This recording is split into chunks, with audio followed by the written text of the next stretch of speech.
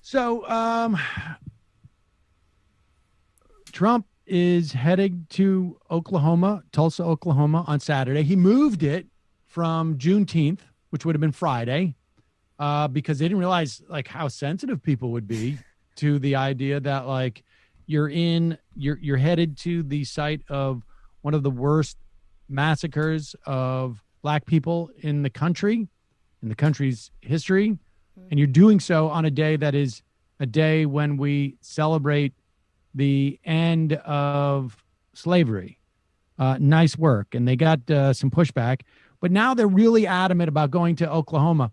And I want to, after listening to this, I want to get your take on what Brad Parscale is doing. He is the Trump campaign manager, claiming there's like 1 million tickets sold for this or something. It's very strange. But here's Trump. He is responding to the fact that Tulsa, the entire sort of government, ranging from like the chief health person there to others, is basically saying like, we really appreciate it if they cancel the rally. This is an indoor rally in a place that has been otherwise closed. Here's Trump. Rally on Saturday night. The director of the health department in the county and in the city has encouraged you to postpone that, saying they still think that they've got too big a COVID problem for you to pull off a rally like that. Your thoughts on it? Well, Oklahoma's done very well. I just spoke to the governor. He's very excited about it. Governor Stitt, who's done a terrific job. Mike, I think you can maybe speak to this. He's done a great job. Oklahoma's at a very low number. They've done really fantastic work. They have a pretty new, magnificent arena, as you probably have heard, and we're getting exact numbers out, but we're either close to or over 1 million people wanting to go. We have a 22,000-seat arena, but I think we're going to also take the convention hall next door, and that's going to hold 40,000, so we'll have 22,000 plus 40,000, which would mean that we'd have over 900,000 people that won't be able to go, but hopefully they'll be watching. But it's an amazing. Nobody's ever heard of numbers like this. I think we're going to have a great time. We're going to talk about our nation. We're going to talk about where we're going, where we've come from. And I can tell you on COVID or coronavirus or whatever you want to call it, plenty of names. Tremendous progress is being made. I spoke with the governor of Texas, where they've done a fantastic job, and he said they have had some outbreaks in prisons. And that's where their numbers went out, and the numbers change a little bit because of the prison population. But he's got it in great shape. Texas, Florida's doing very well. Georgia's doing very well. We have tremendous numbers. We have hot spots, as I said, you might, and we take care of the hot spots. But many of the governors have done a very good job. Some not as good as others, some very good. But Oklahoma's been a place that I think one of the reasons we chose it is because of how well because it's early. It's very early. And because of what a great job the governor and everybody else has done in Oklahoma. And we expect to have, it's like a record-setting crowd. We've never had an empty seat, and we certainly won't in Oklahoma. Mike? So there it is. He basically, after basically answering a bunch of questions that weren't asked of him, had told us that Oklahoma's at a very low number. It's actually going up, but it's probably prisons. So who cares about that? So now they're claiming that they have 60,000 people who are going to come, and that there's 1 million that have signed up for this. What are they doing? They just farming for emails, I guess. Wasn't that his thing? Brad Pence, whatever his name is? Yeah. He's like the digital guy, really? Yeah. Yeah. He's just farming for emails at this point. And you know that Trump feels uncomfortable with certain questions when he asks for someone else. Like, this is probably a question for Mike. Let's hear Mike. Mike Pence, who is on the coronavirus or COVID or whatever you call it, has many names, task force. And Oklahoma has really been in the forefront of our efforts to slow the spread, and in a very real sense, they flattened the curve. And today, their hospital capacity is abundant. The number of cases in Oklahoma it's declined precipitously, and we feel very confident going forward. And with the rally this coming weekend, we're working closely with the governor. We'll have measures in place to be screening people coming in to the facilities, but Oklahoma's really led the way in demonstrating that we safely reopen. And so as we gather to hear from the president and hear about the stakes in this election, we'll also be celebrating a state that's demonstrated every day that you can put health first and open up and do all those things at the same time. And Mike, you gave me a number of... Yeah. Hey, Brendan, will you do me a favor? Will you just Google the words Oklahoma COVID cases to see how this has precipitously declined? I don't know. Should we just look over, let's say, the last, 10 days? What do they do? Usually an 8-day trailing thing, right? Just, yeah. Huh. That's weird. Yeah, look at that spike. Now, know me. I'm not a math person, and I'm not a person who reads graphs regularly. But does that look like a precipitous decline to you? Well, what part is precipitous about that, and what part is a decline? Well, if you look at that 4 hours between when they counted the last numbers on June 11th and June 12th, it does seem like a precipitous decline, if that's how he defines it. That's a good point, I guess. If you look at the time slot, is there a time, Brendan, is there a time slot where you could do it like just 45 minutes? Is there a 45-minute option on that? I think that's a gold member perk, and I don't have that. So let me ask you this question. You've got a room full of reporters who all presumably have these like mini computers in their hands, known as cell phones, who could literally just search that like that.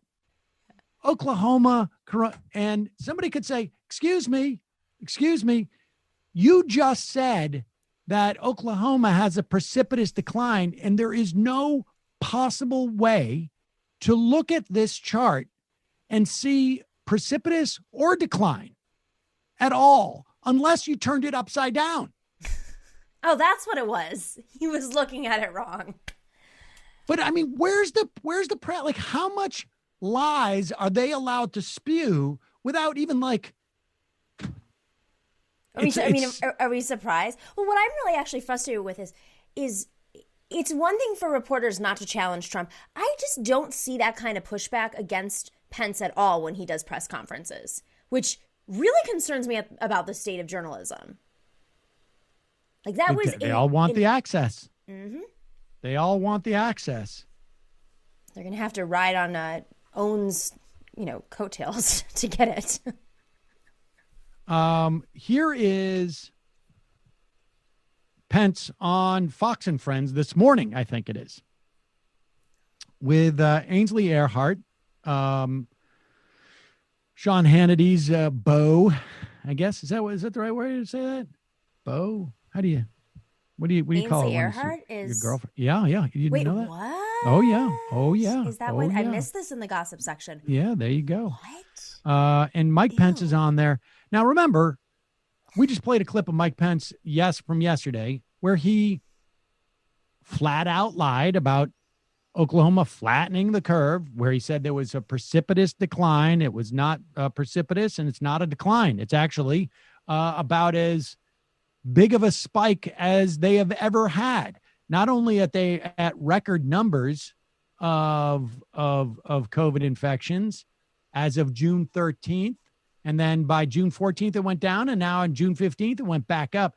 On June 15th, they had a higher number of infections than they had had on any other day since, I think, the beginning of this. Wow. I mean, yes, their highest number ever was yesterday. Well, no, excuse me. The only day that was higher was 2 days before that. Wow. And so here he is on Fox and Friends. I think all the people who are involved in him just coming out and lying about this stuff. But here he is. This is the day after he said there was a precipitous decline. And now, of course, it's not about the COVID. It's about the First Amendment. Right. Now, let's talk about the rally on Saturday in Tulsa, Oklahoma. I know the governor there has said he might move the venue because so many people are interested in going. Brad Parscale was saying that more than 1 million people are requesting tickets. Right. So how will you do this? I know you're going to hand out sanitizer and masks and take temperatures, but how do you plan on doing this and pulling it off while mitigating the spikes? Well, we chose the state of Oklahoma really for two reasons. Number one is because it really is time, Ainsley, for us to begin this campaign. The president wants to be out. He wants to be connecting to our supporters. And as you just indicated, literally over 1 million people have signed up to try and obtain an opportunity to come and attend the rally. We're working with Governor Stitt. I talked to him again last night about the venue. We're going to make sure that people have hand sanitizers, that we do temperature screenings, and also make masks available to people that are attending the event. But look, the freedom of speech, the right to peaceably assemble is enshrined in the First Amendment of the Constitution, and the president and I are very confident that we're going to be able to restart these rallies, tell the story of what this president has done through these unprecedented times, but also over the last 3.5 years, and drive toward a great victory on November the 3rd. So first off, Nomi, do you want to, we should maybe get a pool going of what percentage. I think we did. Didn't we have a percentage? We did. You want to join this pool? The other day we said, right, guys, didn't we do a pool on what percentage? I think I took 10% or 15%. You took 10, I took 15, Matt took 20. Okay. Will you write this down, Brendan? I'm serious, yes, because we're all kicking in. Well, I'll decide how much money we're kicking in after we see the results. But 10%, I say, will be wearing masks. Brendan says 15. Okay. Matt says 20. I think Jamie says like 25%. Where are you at? What do you want? Well, you want a piece of this action? I do want a piece of the action. I thought it was going to be a little bit more morbid, so I didn't know if I wanted a piece of the action, but it's just about the masks. Okay. How can we tell? Are they going to pan out? We're going to look at images, and we're going to have to just, there'll be an honor system. Like maybe if it's like 10 or 15%, Brendan and I will get in a fight. But if it's, can it be like a public vote, like a runoff sort of thing? We could do that too. Okay. I'm not sure how we're going to determine, but don't get caught up in that. Well, the reason is, if you're looking at a photo, there's 10 to 12%. It's a small little. I would say 12%. 12%. 12%. That's going to make it really hard. Wait, actually, no. I'm going to lie because I'm in Arizona. What am I talking about? I would say 6%. All right, let's just call it 5%. Workers, let's call it 5%. 5% increments. All right. I think it's a good bet too. I don't think anybody's going to be wearing masks. I think it could be 0%. Yep. There's going to be a couple old people who are going to be wearing masks, and they're not going to realize, like, it doesn't matter the mask you're wearing. If everybody else in there is not wearing a mask, unless you're wearing an N95 mask, it's not going to, it'll help you a little bit maybe, but it's not going to help you that much. And the idea that this is a First Amendment issue is just patently absurd.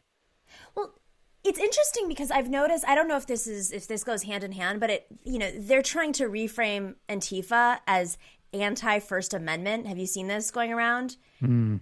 And I think Trump wrote it on Twitter or something, and that's how it sort of got picked up. So I don't know if this is part of a bigger messaging thing or if they're just throwing whatever out there at this point, but making, the left out to be anti-First Amendment.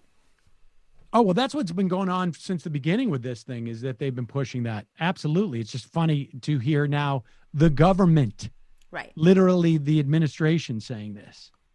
Like, who's cutting your First Amendment? The people selling spaghetti outside of every private venue has to be open for everybody at any time they want to come.